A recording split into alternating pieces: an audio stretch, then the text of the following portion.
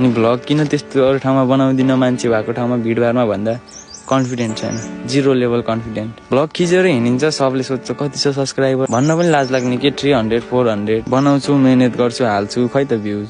अस्ति video part 1 भनेर हाल्दै थिएँ, खै त्यसमा 50+ भ्युज छ। अनि के गर्ने है, 50+ भ्युजले त हामीले त्यत्रो मेहनत गरेको सबै आफ्नो मनै मर्दिन्छ क्या।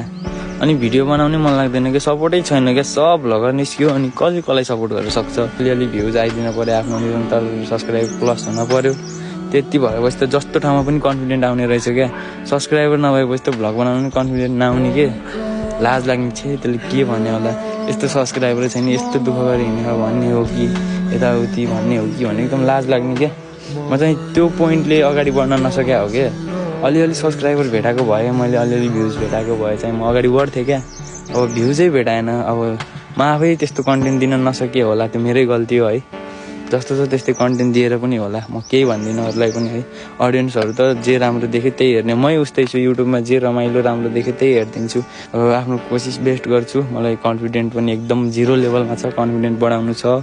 म एकदम कन्फिडेन्ट बढाएर अगाडि बढ्छु भन्ने सोच राखेर अहिले चाहिँ फेरि भ्लग पुनः स्टार्ट गरेछु मैले। त्यही नै हो, म चाहिँ बस मेहनत गर्छु, मेहनत गर्न छोड्दिनँ।